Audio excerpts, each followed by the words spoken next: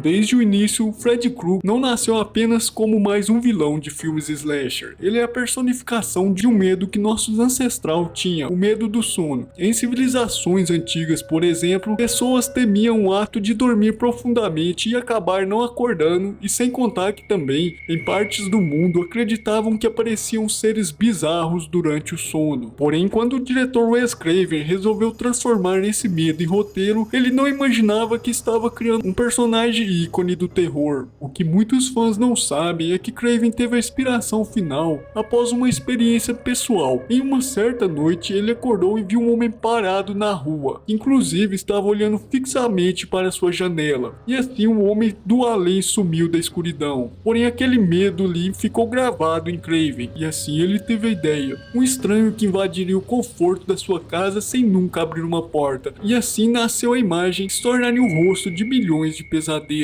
Bom, Freddy Krueger foi moldado para ser diferente. Enquanto, por exemplo, outros vilões de terror são para um lado mais de força bruta, Freddy Krueger é um monstro que fala e fala muito. Muitas das vezes ele zomba, insulta e até distorce a realidade do sonho para transformar cada fim dos personagens em um teatro bizarro. Podíamos perceber que naquele personagem, para cada piada sádica, ele também transmitia um sentimento de repulsa. Inclusive, Robert Englund, que era o intérprete original do Freddy Krueger, ele entendia bastante a mente por trás do personagem, até porque ele era um ator de formação clássica e também era apaixonado por Shakespeare, e ele usou tudo o que ele aprendeu naquela formação e também tudo o que ele aprendeu com Shakespeare, uma atuação para um lado mais teatral. As gravações do filme foram um desafio para a equipe de produção. Em uma era onde a CGI era muito cara, inclusive as paredes de borracha que simulavam Freddy atravessando as superfícies eram feito à mão, e vários dos truques foram improvisados, por exemplo, cabos invisíveis, tem fundos falsos e também luzes estouradas. Tudo isso foi unido para criar a sensação de que o mundo dos sonhos não obedece leis físicas. Com o passar do tempo também, Freddy Krueger se tornou um fenômeno fora das telas. Na década de 80, ele estampava várias camisetas, mochilas e até brinquedos.